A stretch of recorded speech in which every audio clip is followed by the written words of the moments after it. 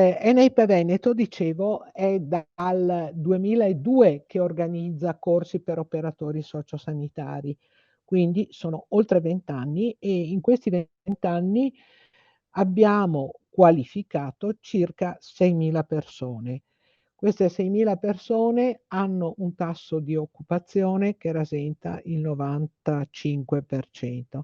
Quindi è una professione che anche per il futuro, soprattutto per il futuro, ha sicuramente buoni sbocchi professionali.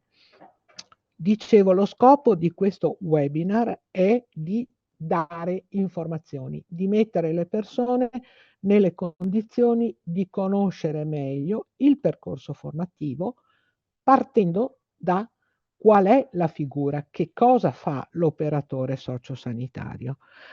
Allora, per fare questo abbiamo invitato e sono con noi alcune persone che con noi lavorano e che per la loro professione sono in grado di contribuire a capire meglio sia la figura professionale sia il percorso formativo per arrivare alla qualifica di operatore sociosanitario. C'è con noi anche un testimonial che considero estremamente importante, la cui testimonianza sarà estremamente importante, ed è Marco Rodighiero, che è un nostro ex allievo, è attualmente un operatore sociosanitario che lavora all'ospedale di Vicenza presso l'ASL 8, il quale racconterà in prima persona quella che è stata la sua storia nel percorso formativo e poi nel percorso professionale. A fare questo, per fare questo, sarà aiutato da una intervistatrice per noi importante, che è Francesca Cazzola, che è una tutor OS, in particolare dei corsi OS di Vicenza, che ha ormai una grande tradizione in ambito operatori sociosanitari. Allora, a questo punto io darei la parola ad Alberto Fantuzzo.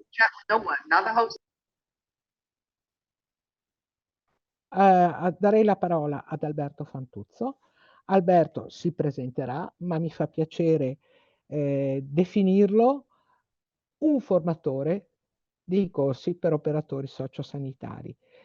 È un formatore particolare perché la sua professione principale è lavorare all'interno della Fondazione Opera Immacolata Concezione con un ruolo dirigenziale, dirige una delle strutture della Fondazione Opera Immacolata Concezione, una fondazione molto importante che ha strutture nel territorio veneto, in particolare alcune province, quindi Alberto è in grado di dirci che cosa fa l'operatore sanitario, quali sono i suoi compiti, quali devono essere le sue competenze, dove può esercitare la sua professione. Insomma, aiutarci a conoscere meglio, per il suo ruolo e per il suo lavoro, chi è l'operatore sociosanitario. Lascio la parola ad Alberto, ringraziandolo anticipatamente. Bene, grazie Marinella, buongiorno a tutti, bentrovati. Sì, sono Alberto, sono di Venezia, ma lavoro a Padova in una grande struttura che ha 480 posti letto e ha circa 200 operatori sociosanitari. Faccio parte della squadra formatori di ENAIP da 6 anni almeno e vengo da tutt'altra esperienza. Ho fatto mondo del turismo, alberghi, agenzie di viaggio, ho lavorato in banca per tanti anni, ho lavorato in banca etica, poi sono passato al mondo del sociale, dove ho fatto il responsabile del personale in una fondazione a Venezia e adesso sono direttore di questa grande struttura. Da 14 anni abbondanti ho degli ottimi collaboratori OS. Mi onora il fatto che ENAIP mi abbia chiesto questa testimonianza, cercherò di essere il più diretto possibile. Mi scuso fin d'ora se dopo il mio intervento dovrò staccarmi, ma siccome faccio parte del Consiglio Comunale di Venezia, siamo in consiglio, ho onorato l'impegno comunque perché ci tenevo a incontrarvi ma dopo devo tornare in aula a consigliare, anche perché si vota, quindi. Allora, molto brevemente, chi è l'operatore sociosanitario, cosa fa, a cosa serve? Allora, potrei rispondervi con buona parte di quello che ascolto in aula quando chiedo ai candidati OS perché sono entrati in questo percorso formativo. Sono molti che vengono da altre professioni, molti che pensano che il lavoro dell'OS sia l'estrema ratio per poter lavorare. Ci sono quelli che arrivano alla professione di operatore sociosanitario perché hanno provato con la strada di infermiere e invece gli è andata male e vengono a fare gli operatori sociosanitari. Ci sono quelli che ci tengono. Ci sono quelli che arrivano a intraprendere questo percorso perché hanno conosciuto degli operatori sociosanitari o perché sono amici o perché hanno dovuto assistere qualcuno a casa o all'ospedale e hanno conosciuto questa figura così importante. È una figura importantissima, fa delle cose estremamente umili, se volete, estremamente umili, ma estremamente importanti. Spesso dimentichiamo il valore dell'umiltà. L'umiltà è il presupposto per poter relazionarsi correttamente con le altre persone, essere consapevoli della propria condizione e della condizione degli altri, mettersi in una condizione di ascolto dell'altro. Ecco, l'operatore sociosanitario, se volete vedere le attività, andate a vedervi l'allegato A della legge 21 del 2001, 22 del 2020 del 2001, scusate, ok, che dice quali sono le attività, ma sono dei macro aggregati. L'operatore sociosanitario non è una figura che deve fare delle cose, o meglio, fa delle cose, ma soprattutto deve prendersi cura delle persone, che è un livello diverso, molto più profondo, molto più alto. E lo scoprirete se intraprenderete questo percorso e poi lo scoprirete anche dalla testimonianza di Marco, dà delle gratificazioni che non hanno pari. Purtroppo, diciamolo subito, l'operatore sociosanitario guadagna meno di quello che dovrebbe guadagnare, ma questa condizione è comune a molte altre professioni. Vi dicevo che vengo dalla banca, io avevo colleghi in banca che guadagnavano molto di più dei primari di ospedale, che salvano vite umane. In banca qualcuno fa malanni con i soldi degli altri e magari guadagna di più perché ha raggiunto un obiettivo del budget. Se è vero che l'operatore sociosanitario guadagna meno di quello che dovrebbe, è vero che c'è uno stipendio dignitoso, e questo è importante dirlo, ci sono diversi contratti che prevedono la figura dell'operatore sociosanitario, comunque è uno stipendio dignitoso che grazie alla disponibilità può anche guadagnare un po' di più di quello che è il tabellare base, ma soprattutto porta a casa delle soddisfazioni che non sono remunerabili, non sono quantificabili in termini di denaro. Perché il sorriso di un anziano, la frase quando torni dalle ferie, dove ti se sta? Scusatemi, concedetemi questa digressione in dialetto. Dov'eri? Ti stiamo aspettando. Avere qualcuno che ti aspetta per uno che va a lavorare, secondo me è una bella condizione di partenza. Ok? Non garantisce nulla, ma è una bella condizione di partenza. Sapere che c'è qualcuno che ti aspetta al lavoro, ti responsabilizza moltissimo, ma ti gratifica altrettanto. Allora, l'operatore sociosanitario assolve a cura dei bisogni primari, dei bisogni dell'assistenza di base delle persone. È fondamentale perché se non c'è una buona base, non si sviluppa all'altezza della piramide. Ci vuole una buona base. Ci sono dei bisogni primari che se non li cura l'operatore sociosanitario è inutile innestarci altre cose molto più raffinate, bisogni relazionali, tutti i bisogni di socialità, tutti i bisogni di appagamento delle aspettative.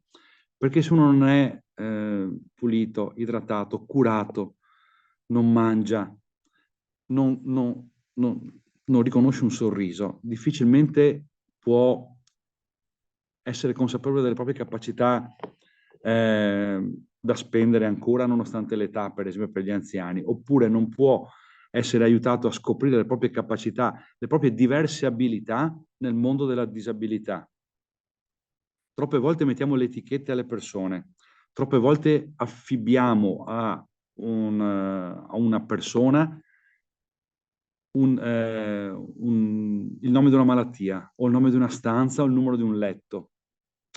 Ecco, l'operatore sociosanitario è quello che guarda oltre all'etichetta, perché sa riconoscere le storie delle persone, e le storie delle persone sono importantissime per chi vuole prendersi cura di questo. Cito una figura che cito spesso ai corsi nel modulo orientamento al ruolo. Quando lo faccio mi danno l'onore di farlo. Non so se l'avete mai sentito, Don Milani, di cui ricorre quest'anno il centenario della nascita. Don Lorenzo Milani aveva uno slogan, che era uno slogan inglese di 2 parole: I care, mi prendo cura, mi faccio carico. È roba mia, è roba mia.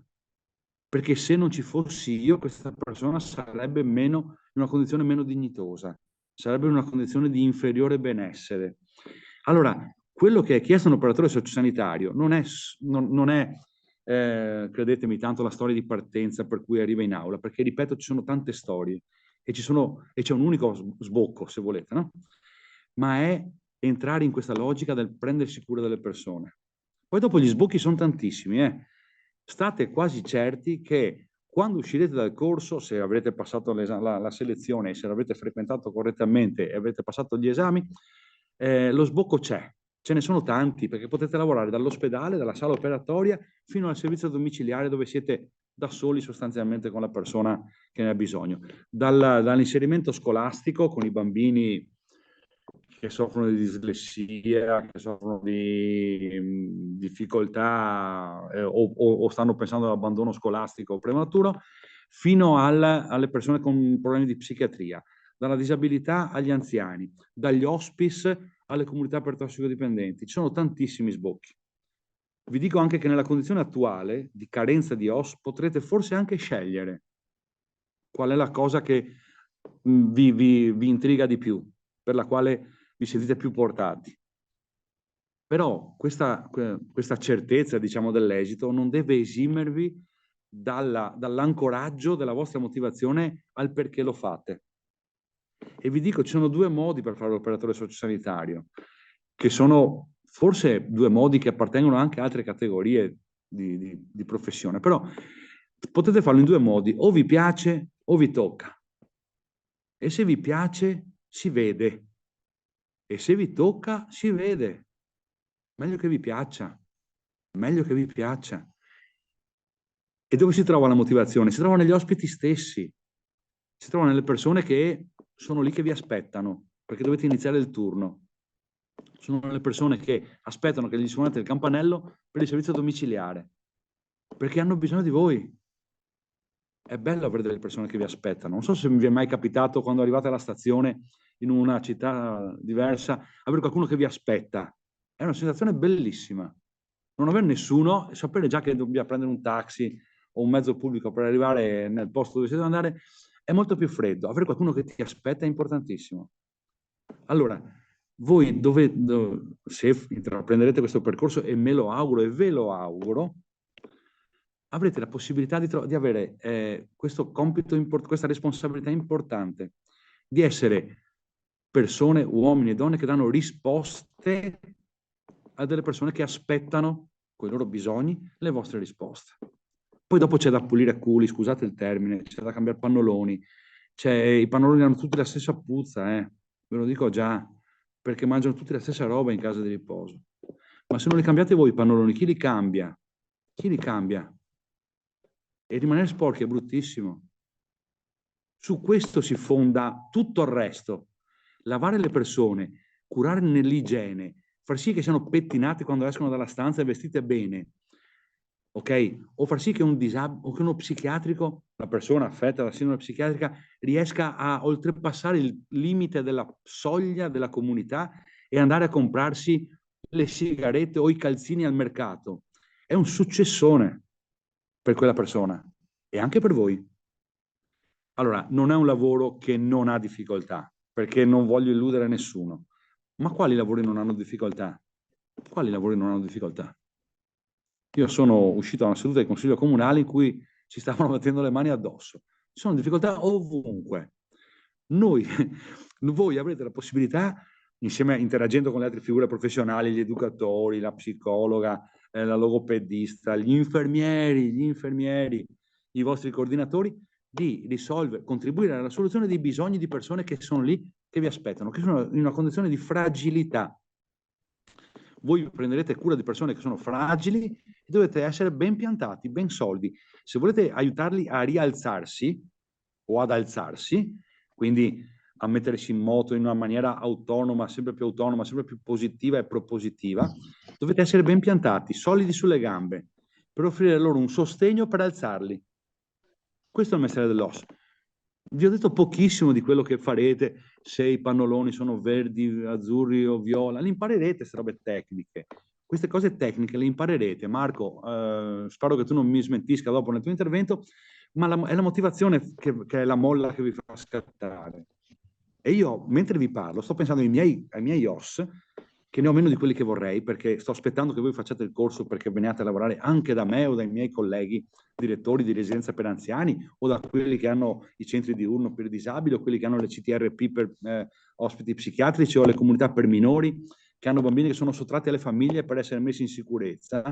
Allora, tutto questo che vi dico, ve lo sto dicendo pensando a loro e credetemi, ho anche un po' di commozione, perché è un lavoro talmente delicato, talmente bello e profondo, che intriga con le relazioni delle persone, che si fa fatica anche a renderne l'idea, si fa fatica a tradurlo in parole. Ecco, forse ho valicato il termine dei minuti che avevo a disposizione e bisogna spegnermi quando parlo degli operatori, scusatemi, ma quando faccio i corsi è anche un po' così. Spero di aver dato uno spaccato un po' ampio e profondo, ecco. Perdonatemi. Allora, io credo che non ci siano altre parole da aggiungere, nel senso che la passione e la competenza con cui hai espresso alcuni concetti che sono fondamentali per chi intende intraprendere questa professione, nel senso che siamo tutti d'accordo che la tecnica, le tecnicità che si devono acquisire, quindi le competenze tecniche da acquisire, di come agire, di come fare, di come spostare, di come cambiare, si possono imparare. Di fondo, quello che si può affinare ma non imparare sono tutte le cose che tu hai detto, che credo valgano in assoluto per tutti i lavori, ma in particolare per questo lavoro. Quindi ti ringrazio perché penso che sia stata un bell'intervento che ha permesso, che penso permetterà alle persone di capire un po' di più di che cos'è l'operatore sociosanitario. So che ci devi lasciare, Alberto, perché Sì, hai un altro mi scuso. impegno importante. Lui è un consigliere comunale del comune di Venezia. Oggi c'è un provvedimento importante che non staremo a dire perché tanto i giornali ne parleranno ed è importante la sua presenza in questo ruolo istituzionale che ha. Grazie a tutti, spero di vedervi presto in aula, perché spero che poi Elena mi faccia fare il corso. Marinella Francesco. Già ingaggiato, già Ciao, ingaggiato. grazie. Ciao, Grazie a buon tutti. lavoro. Ciao, ciao, ciao, ciao. Grazie, grazie. Bene, ora dopo Alberto tocca a Marco e Marco ha questo compito importante di raccontarci la sua esperienza di OS in azione, operante, diciamo, in una struttura tra l'altro ospedaliera, quindi significa che ha vinto un concorso, che è in una struttura, poi ci spiegherà lui bene, e in questo, a mo' di botta e risposta, come dire, ci sarà Francesca, la tutor di cui vi parlavo prima, che aiuterà Marco ad esprimere al meglio quella che è la sua esperienza professionale e prima ancora la sua esperienza formativa. Con orgoglio noi diciamo che Marco è stato un nostro ex allievo ed è sempre un piacere avere con noi persone che hanno partecipato ai nostri corsi e che sono in grado di fare una testimonianza perché stanno svolgendo una professione per la quale si sono preparati con 1 anno di lavoro, perché il corso alla fine 1 anno è durato. A voi 2 a questo punto. Bene, allora intanto buon pomeriggio a tutti e grazie Marinella per avermi passato la parola. Io appunto sono Cazzola Francesca, sono tutor dei corsi operatore sociosanitario per la sede di Vicenza e con piacere abbiamo qua con noi Marco Rodighiero che è stato un nostro ex corsista e intanto ringrazio Marco insomma, per aver accettato anche il nostro invito e per essere un po' il nostro testimonial appunto per i corsi OS. Con Marco avremo un po' piacere a ripercorrere quello che è stato un po' a grandi linee il suo percorso, quindi Marco se vuoi raccontarci un po' quando hai iniziato il corso e quando lo hai terminato e anche a grandi linee com'era strutturato il corso in quel periodo, visto che Marco tra l'altro ha fatto il corso OS durante un periodo molto importante per noi che era il periodo Covid. Lascio la parola a Marco appunto se vuole raccontarci un po' intanto quando lo hai iniziato e com'è andato. Okay, buonasera a tutti, intanto Marco Rodighiero. Beh, innanzitutto si evince in maniera evidente del mio volto, io non sono fresco di studi e diciamo che ho voluto intraprendere questa strada di corso di formazione OS dopo più di 25 anni di attività di impiegato amministrativo. Che mi ha dato ottime soddisfazioni, ma poi a un certo punto, come è successo a tanti, sono cominciate ad avere delle difficoltà in quel settore, quindi ho dovuto cominciare a guardarmi un po' intorno. E sicuramente l'opportunità di intraprendere un corso OS così mi era stimolata non solo da forte necessità sul mercato di queste figure professionali, ma anche da una lettura interiore di sentirmi un po' delle caratteristiche di predisposizione individuale all'aiuto alla persona, alla cura della persona.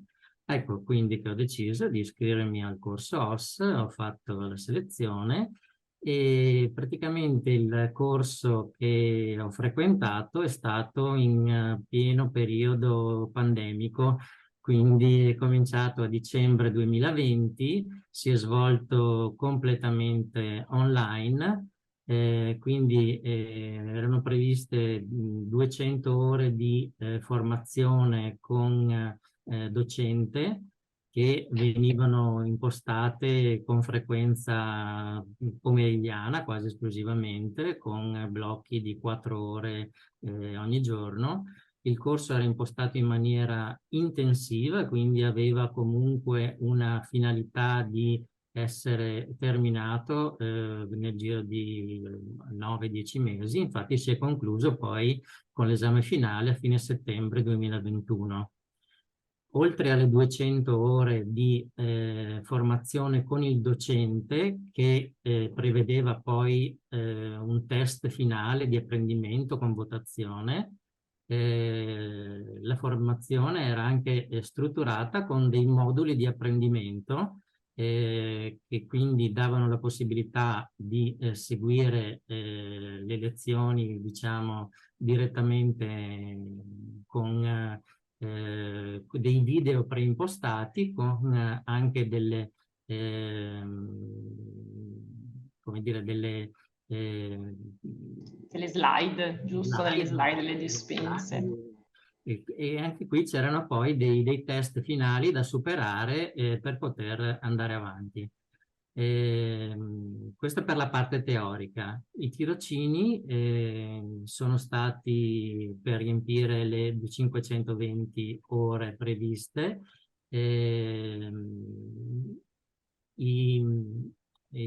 Come dire, le destinazioni sono state guidate e scelte dall'ENAIP secondo adesso le esigenze di tutti. Ricordo della mia classe che aveva avuto esigenze particolari e in questo caso, ecco Francesca, tu hai cercato di ascoltare anche le esigenze personali di qualcuno se ecco, la scelta iniziale non soddisfava. Per quanto riguarda la mia esperienza personale, ecco, il mio primo tirocinio è stato quello nella casa di riposo, che è stato presso la struttura a Isola Vicentina, la Bressan, e qui ho fatto il primo tirocinio. Poi l'ho fatto in ospedale nel reparto di nefrologia dell'ospedale di Vicenza. Poi sono stato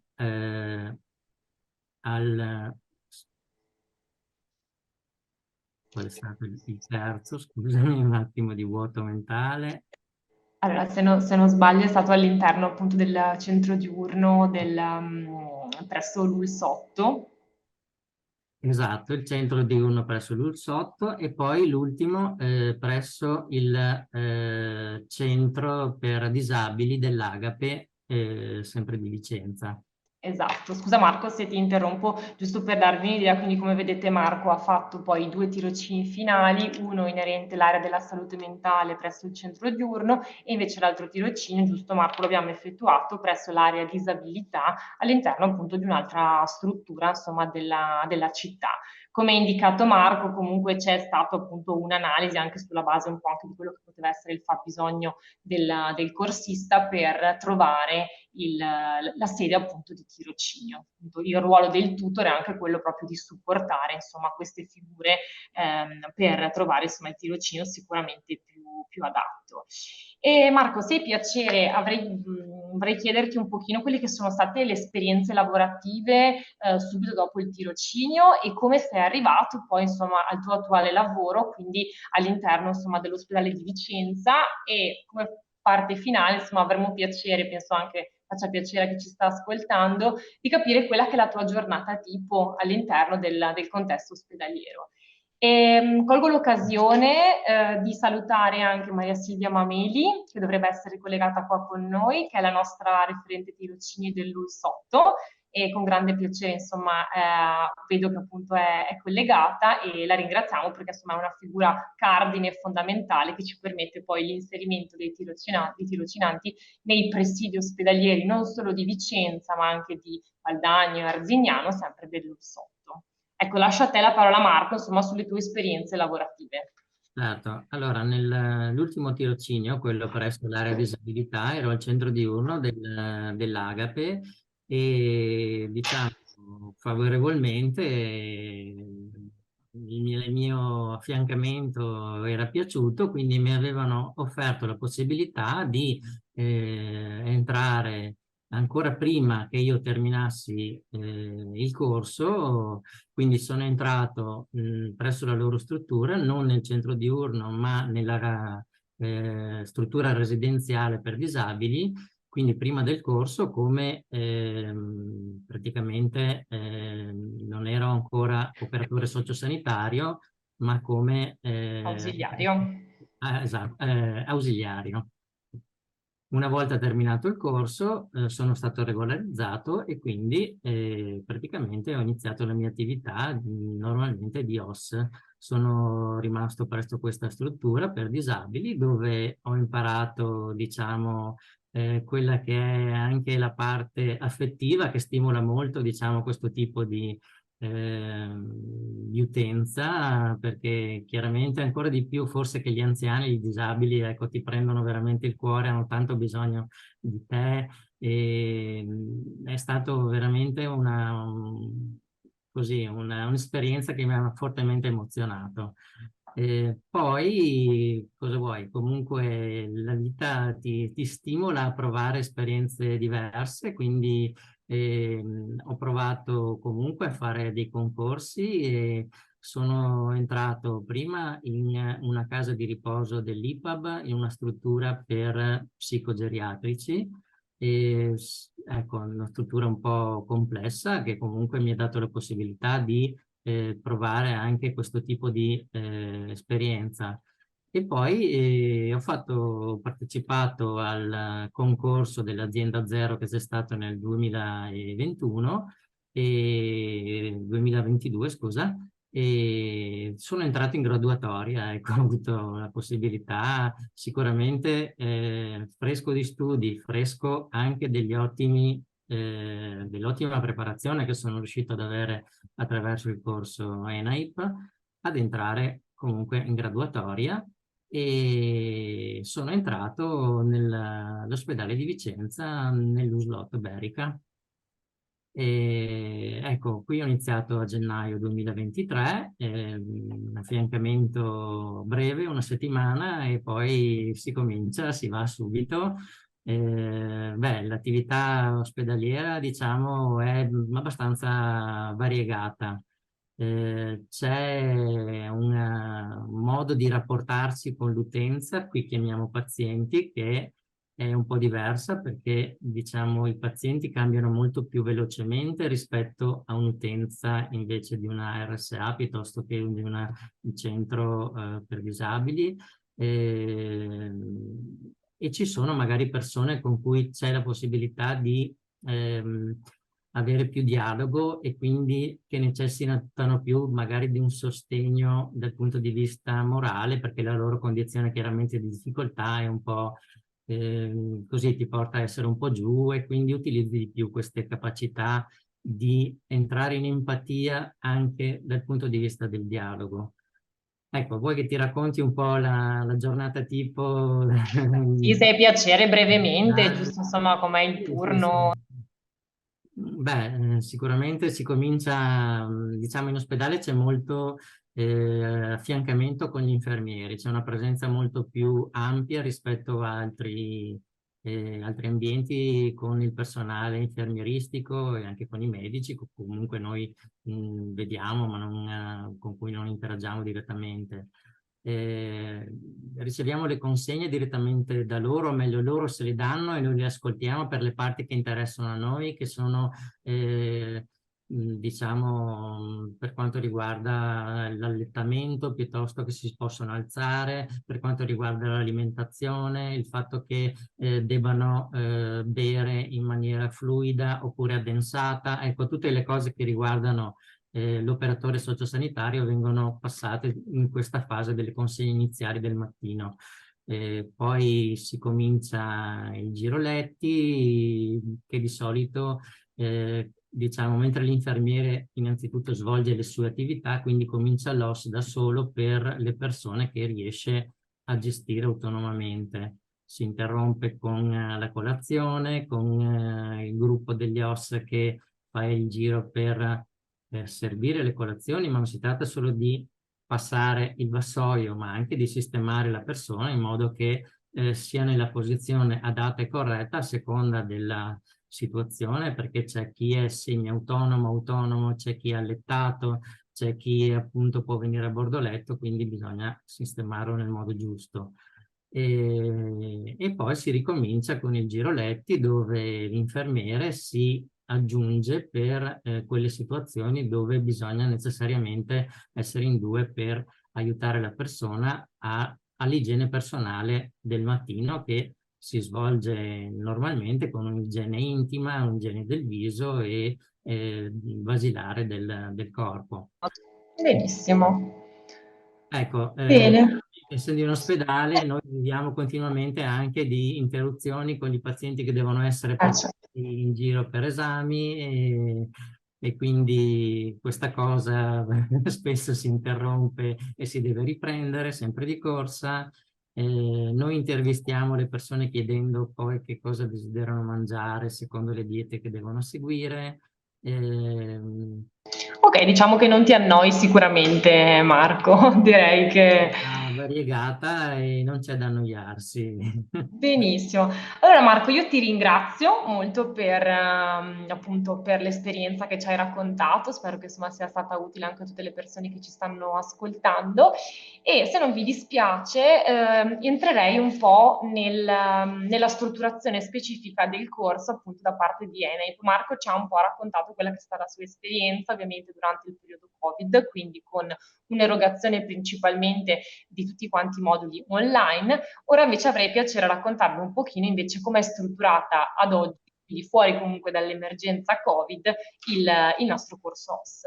Vi condivido lo schermo con delle slide che abbiamo preparato in modo tale che possiate avere anche sotto una base che vi possa aiutare.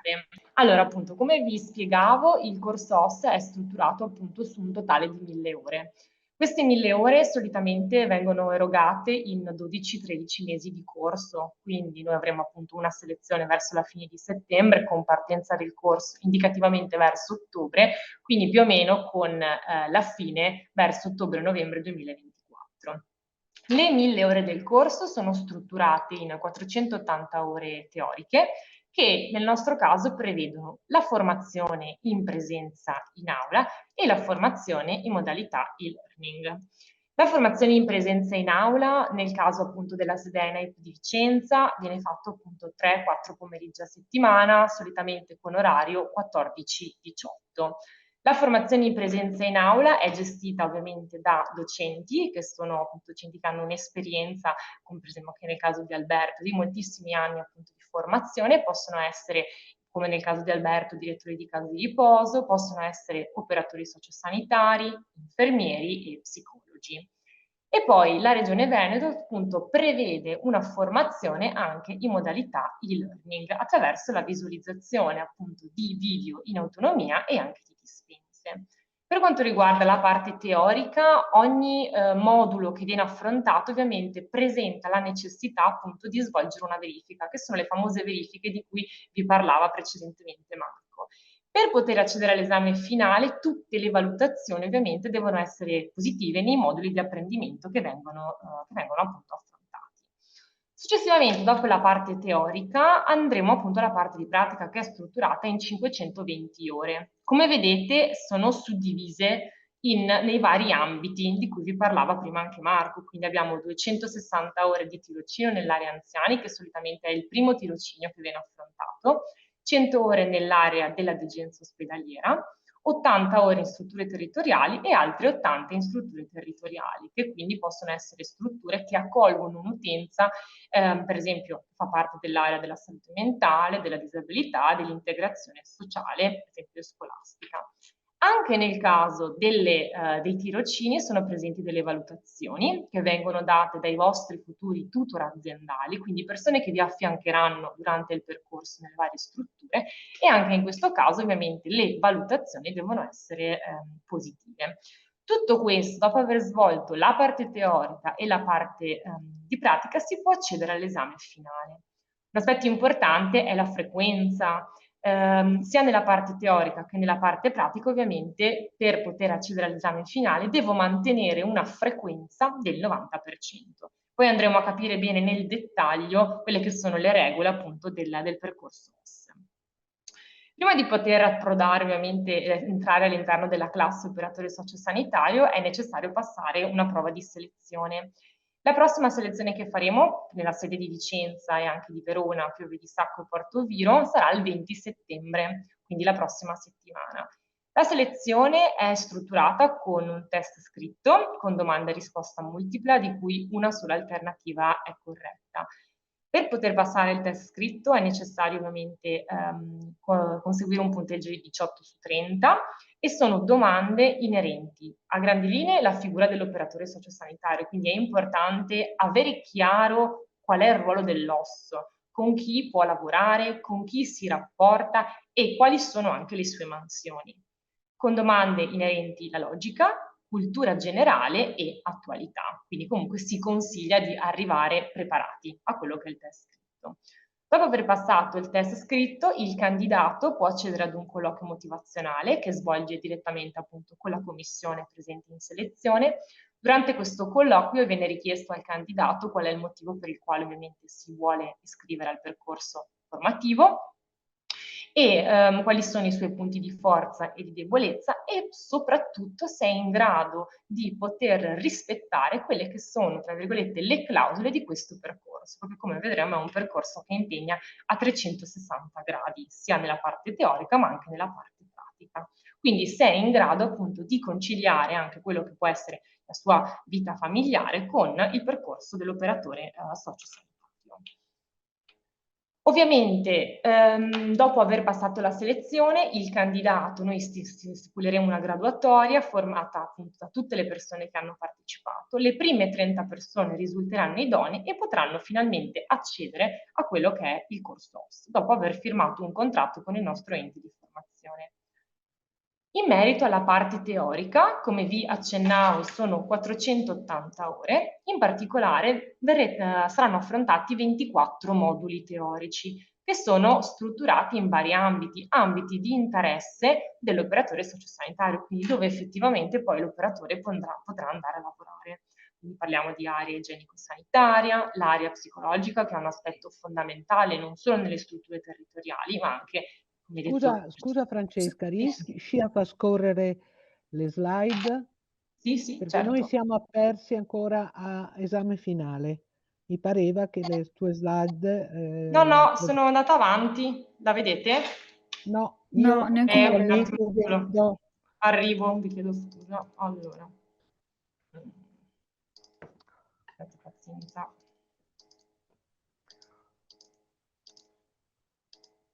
Ecco qua. Questa la vedete?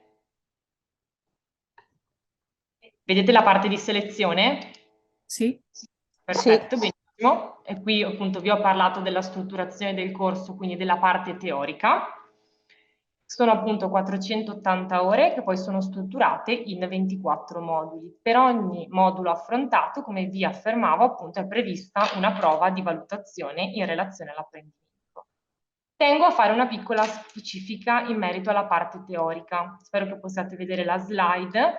Come vedete, le lezioni di teoria sono 480, sono suddivise in 85 ore in FAD, quindi informazione a distanza, dove il corsista da casa si collega al computer e può seguire direttamente la lezione da casa con l'erogazione da parte del professore. 45 ore in modalità e-learning, che appunto tramite la visualizzazione di video e di slide e dispense fornite direttamente dalla Regione Veneto, e 250 ore invece in presenza, quindi lezione presso la nostra sede, in questo caso di Vicenza.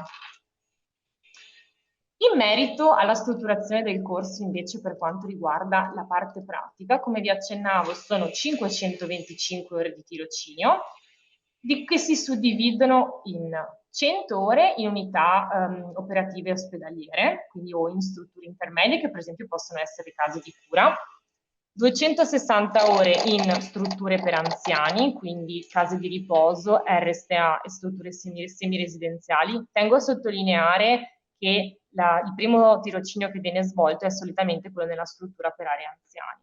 E poi le famose 160 ore suddivise in 2 esperienze, 80 ore ciascuna, invece nelle aree di disabilità, assistenza domiciliare, salute mentale e integrazione sociale.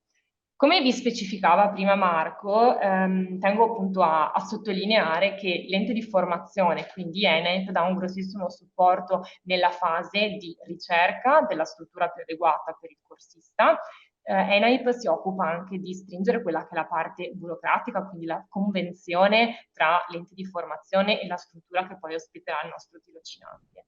Inoltre il tutor operatore sociosanitario supporta anche il corsista durante il tirocinio e soprattutto effettua anche degli incontri di monitoraggio per capire come procede quello che è il tirocinio. Quindi tengo a sottolineare insomma che c'è un grande supporto soprattutto appunto per la parte pratica del corso. I corsisti ovviamente per poter accedere poi alla parte di tirocinio devono essere sottoposti anche a degli accertamenti medici che vanno a identificare l'idoneità appunto per poter partecipare poi al tirocinio. Bene, penso di avervi raccontato molto, diciamo, sulla strutturazione del corso. Mi soffermo un attimo su quelle che abbiamo chiamato con Marinella le regole del gioco, quindi quali sono le regole per far sì che il nostro percorso formativo vada a buon fine e ci possa permettere di arrivare effettivamente al conseguimento della qualifica. In particolare, come vi specificavo, il 90% di frequenza sulla parte teorica, il 90% di frequenza su ogni singola esperienza di tirocinio. Quindi su ogni esperienza di tirocinio che vado ad effettuare devo rispettare i turni concordati e devo ridurre al minimo quelle che sono le ore di assenza. Valutazioni positive in tutti i moduli teorici, quindi nelle famose verifiche sulla parte teorica che vado ad affrontare, le valutazioni devono essere per forza sufficienti e positive, e lo stesso vale per le valutazioni nelle esperienze di tirocinio. In tirocinio avrete un tutor aziendale, una guida OS che vi affiancherà e il suo compito sarà quello appunto di valutare le competenze che avete direttamente acquisito nel tirocinio ed eventualmente di sottolineare eventuali criticità che poi attraverso anche il mio ruolo, insomma, andremo eventualmente ad affrontare. Questo permette l'ammissione all'esame finale. E quindi poi all'esame finale appunto si accede appunto con queste caratteristiche qua, si supera l'esame e si può ottenere appunto la qualifica operatore sociosanitario. L'esame, giusto per darvi appunto un'idea, è sempre strutturato con una parte scritta e in questo caso con una parte pratica che quindi va sempre a sondare le competenze acquisite. Ecco, io avrei detto tutto, lascerei la parola direttamente a Marinella e vi ringrazio per l'attenzione.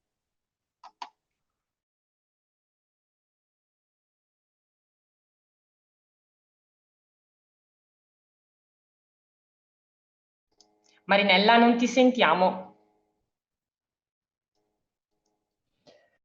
Eccoci, adesso mi sentite, giusto?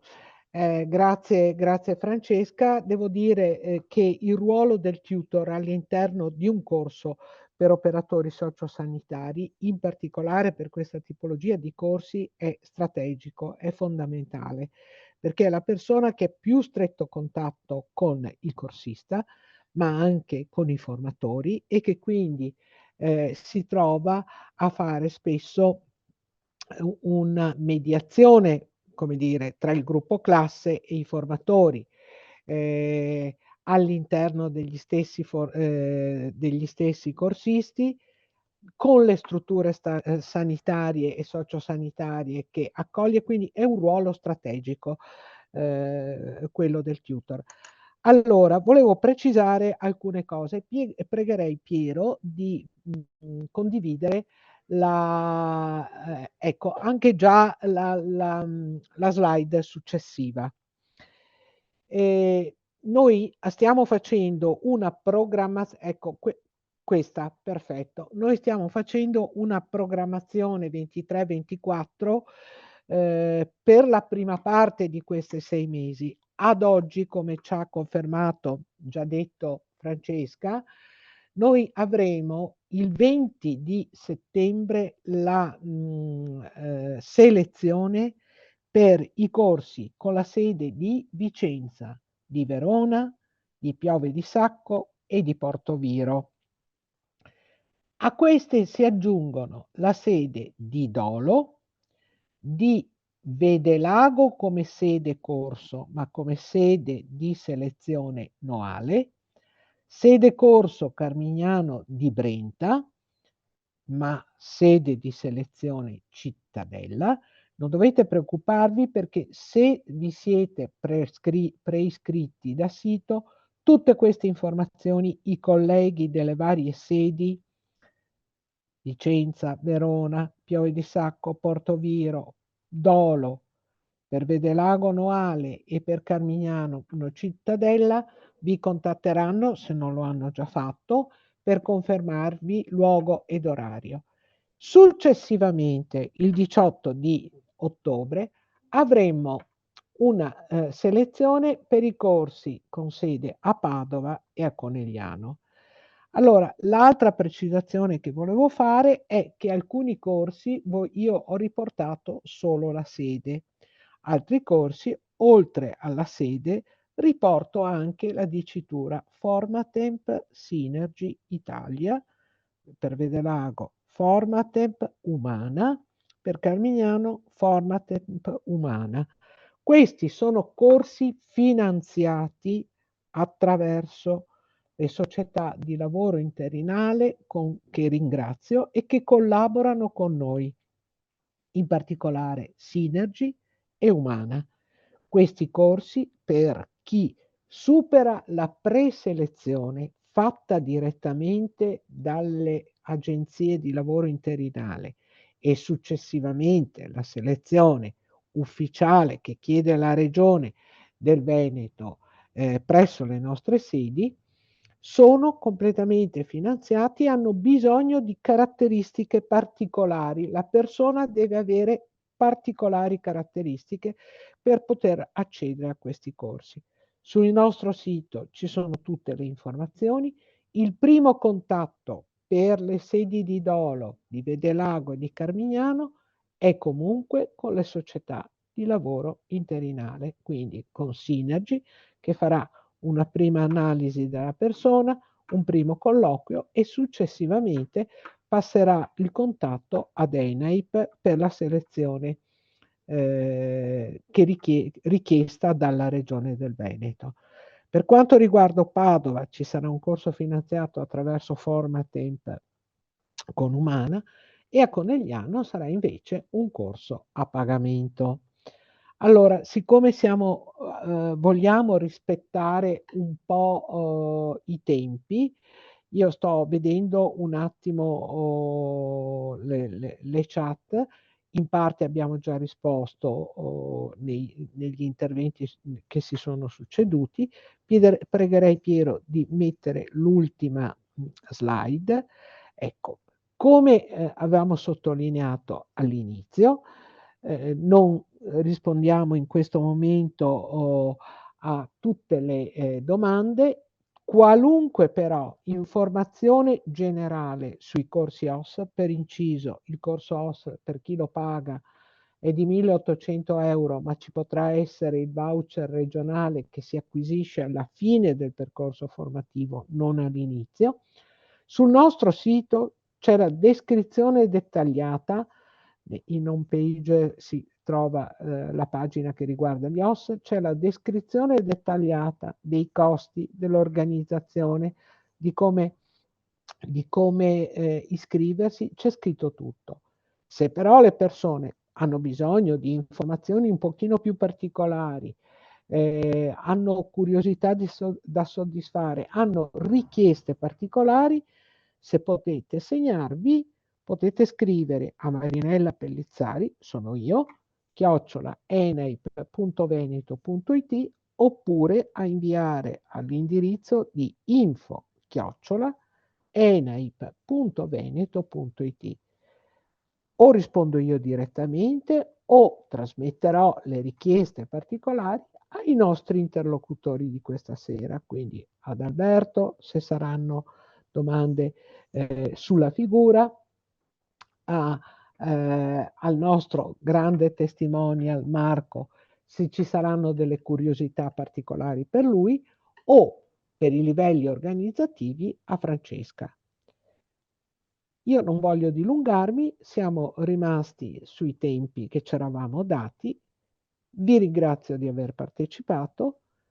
Non esitate a chiedere informazioni scrivendo agli indirizzi che abbiamo dato. Vi ringrazio della partecipazione e vi auguro a tutti una buona serata. E ringrazio Piero per l'organizzazione, Francesca per la perfetta esposizione della parte organizzativa, Marco per la bellissima testimonianza e Alberto che abbiamo già ringraziato. Al prossimo webinar. Grazie e arrivederci. Buona serata.